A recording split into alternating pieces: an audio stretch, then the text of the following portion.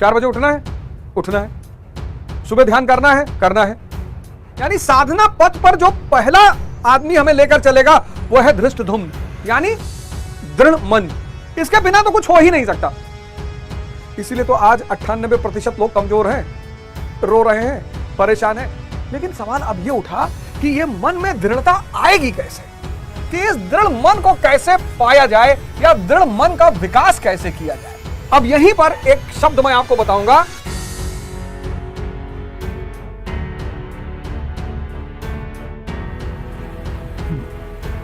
जय हिंद फ्रेंड्स।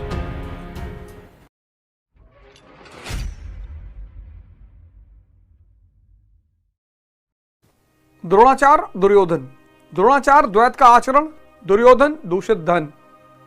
दूषित धन कैसे बताया मैंने। अतः व्यू रचनात्मक पांडवों की सेना को देखकर अर्थात पुण्य से प्रभावित सजातीय वृत्तियों को संगठित देखकर, पुण्य से प्रवाहित सजातीय वृत्तियों को संगठित देखकर मोह रूपी दुर्योधन ने प्रथम गुरु द्रोण के पास जाकर कहा। ये जो सजातीय शक्तियां है ना, पांडव की सेना है, हमें इसका पता ही नहीं। हमें कौरव की सेना का पता है। आज तक कौरव की सेना की चर्चा हुई, क्षेत्र विस्तार की चर्चा हुई, इंद्रियों की चर्चा हुई, मन की चर्चा हुई, लेकिन जो पांडवों की सेना है उस पर चर्चा ही नहीं हुई। अब पांडवों की सेना, तीसरा श्लोक, पश्यतम पांडुपुत्राणामाचार्य महती चमूमम व्यूढ़म द्रुपद पुत्रेण तव शिष्येण धीमता। हे आचार्य, अपने बुद्धिमान शिष्य द्रुपद पुत्र धृष्टद्युम्न द्वारा व्यूहकार खड़ी की गई पांडु पुत्रों की इस भारी सेना, धृष्टद्युम्न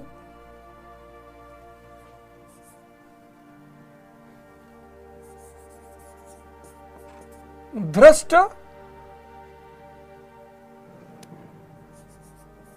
धुम्न, यह है पांडवों का व्यूहकार।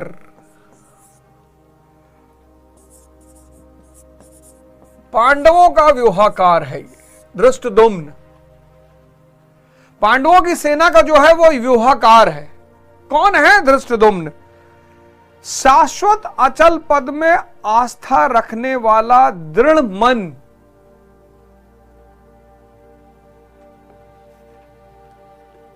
यही तो मुश्किल है। शाश्वत अचल पद में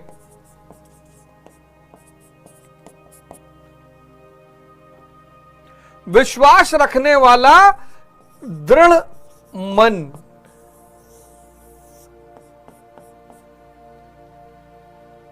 धृष्टद्युम्न, द्रुपद का पुत्र। द्रुपद पर भी मैं आऊंगा भी कि द्रुपद क्या है, द्रुपद कौन है? धृष्टद्युम्न ये पांडवों की सेना का व्यूहकार है, यानी जिसका मन कमजोर है वो साधना के मार्ग पे चल ही नहीं सकता।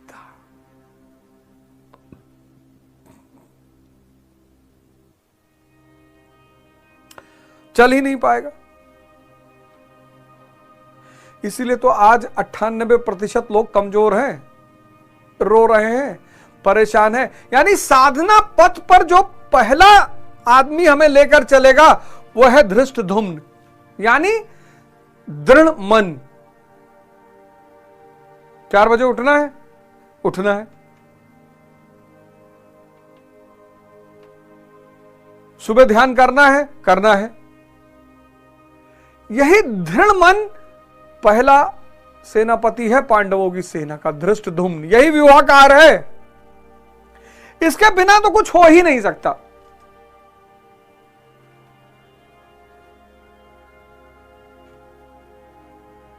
लेकिन सवाल अब यह उठा कि यह मन में दृढ़ता आएगी कैसे। देखो, सारी बातें किताबें में नहीं लिखा जाएगा। अगर सारी बात इस किताब में लिख दी जाती तो इस किताब में इस जमीन से लेकर आसमान तक के पन्ने होते।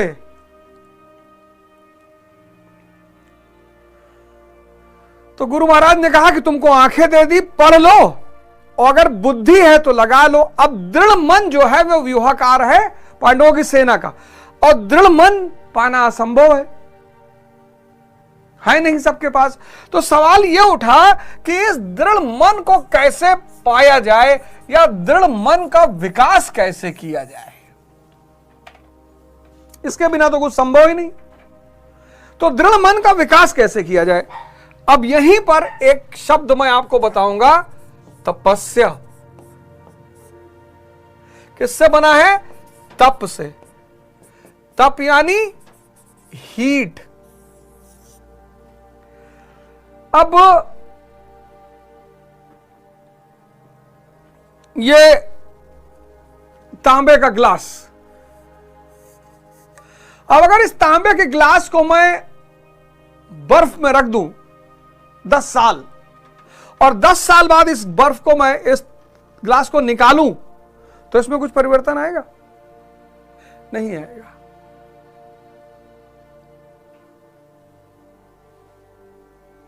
तो अगर इस तांबे के ग्लास में हमें परिवर्तन करना है तो क्या करना पड़ेगा? इसको हीट देनी पड़ेगी, तप, ताप देना पड़ेगा। ताप, ताप से शब्द आया तप। बदलने के लिए किसकी जरूरत पड़ती है? ताप की। और ताप से पैदा हुआ तपस्या। तो पता कर लो कि मेल्टिंग पॉइंट तांबे का कितना है। हर धातु का अलग अलग मेल्टिंग पॉइंट है ना, तो तांबे का मेल्टिंग पॉइंट पता कर लो, 1100 डिग्री सेल्सियस। 1100 degree Celsius. अब तांबे का, कॉपर का मेल्टिंग पॉइंट है 1100 डिग्री सेल्सियस। तो अब आपको पता करना पड़ेगा कि आप क्या हैं। तब सत्व गुण के मालिक हैं कि रज गुण के मालिक हैं कि तम गुण के मालिक हैं।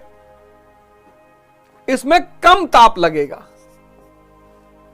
इसमें ज्यादा लगेगा, और इसमें असीम लगेगा।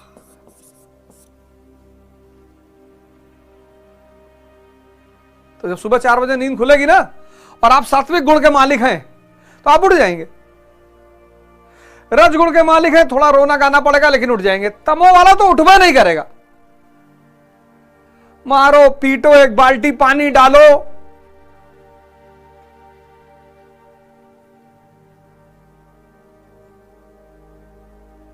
यहां कुंडली बहुत काम आती थी, यहां हॉरोस्कोप बहुत काम आता था व्यक्ति का गुण जानने के लिए।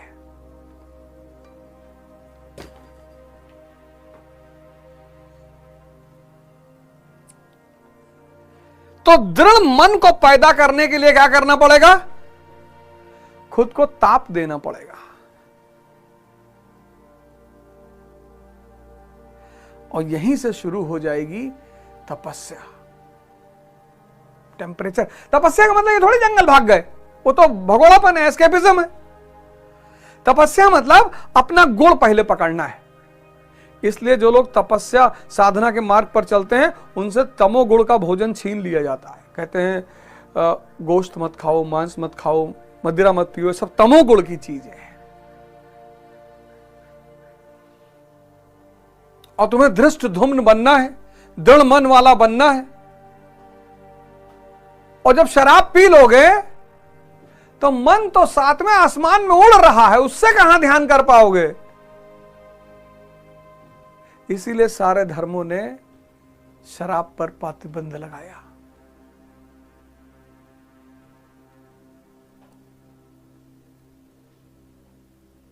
क्योंकि वो मन को मनचला बना देता है। आज तक तुमको किसी ने बताया नहीं होगा कि सारे धर्मों ने शराब पर प्रतिबंध क्यों लगाया। आज सुन लो, क्योंकि शराब मन को मनचला बना देता है। और साधना करने के लिए क्या चाहिए? धृष्ट धुम्न, दृढ़ मन, दृढ़ मन के लिए क्या करना होगा? पहले अपनी प्रकृति जांचनी होगी, फिर प्रकृति जांचने के बाद क्या करना होगा? ताप देना होगा, हीट देना होगा। 4 बजे नींद खुली, तो जब 4 बजे नींद खुल गई, अब मन रायता फैला रहा है, 5 मिनट कहते हो हाँ ठीक है, 5 मिनट ऐसे खड़े रहेंगे फिर सोएंगे, 5 मिनट पानी में पैर रख के रहेंगे तब सोएंगे। यह है टेम्परेचर। साधना के रास्ते की सबसे बड़ी आवश्यकता है धृष्टद्युम्न। वही व्यूहकार है, वहीं से कहानी शुरू होगी। तो व्यूहकार कौन है? पांडवों का धृष्टद्युम्न, यानी दृढ़ मन। यही पूर्णमयी प्रवृत्तियों का नायक है, यहीं से कहानी शुरू होती है। साधन कठिन न मन कहूं टेका, रामचरितमानस में कहा गया है कि साधन कठिन नहीं, मन की दृढ़ता होना कठिन है। अब देखें पांडवों की सेना का विस्तार। धृष्टद्युम्न समझ में आया? सोचो कितनी, क्या गुरु महाराज ने अमृत दे दिया लोगों को कि जाओ ऐश करो, पढ़ो, तुम सब भगवान बन जाओ। इतनी सरल व्याख्या।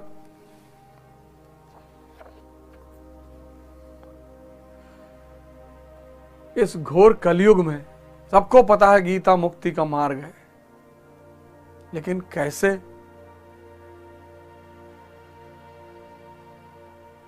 ये भारत आज जिस दौर से गुजर रहा है, भारत में कोई गरीब है? कोई गरीब नहीं है। ज्ञान मार्गी गरीब ही नहीं हो सकता। जो चेतना पे जी रहा है ज्ञान मार्गी है। गुरु महाराज के यहां लोग आते हैं, क्या क्या दान करके चले जाते हैं। गुरु महाराज कुछ रखते हैं अपने पास, सब बांट देते हैं। क्यों? क्योंकि परम धन है उनके पास, ज्ञान।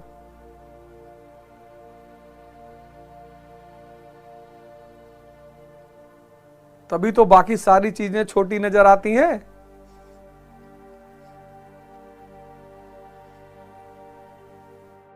तो धृष्टद्युम्न, दृढ़ मन, वही नायक है पांडवों की सेना का। और आज सबसे बड़ी कमी किसकी है? मन की दृढ़ता की। सब परेशान है, सब परेशान है। मोटिवेशनल स्पीकर आपको बदल पाएगा? वो तो कुछ समय के लिए। मोटिवेशन भी एक नशा है, 4 घंटे का, 2 घंटे का, 1.5 घंटे का, 2.5 घंटे का। आप बदलिए ना अंदर से। छत्रपति शिवाजी महाराज मोटिवेशन सुनते थे, राणा प्रताप मोटिवेशन सुनते थे, अशोक मोटिवेशन सुनता था, अकबर मोटिवेशन सुनता था,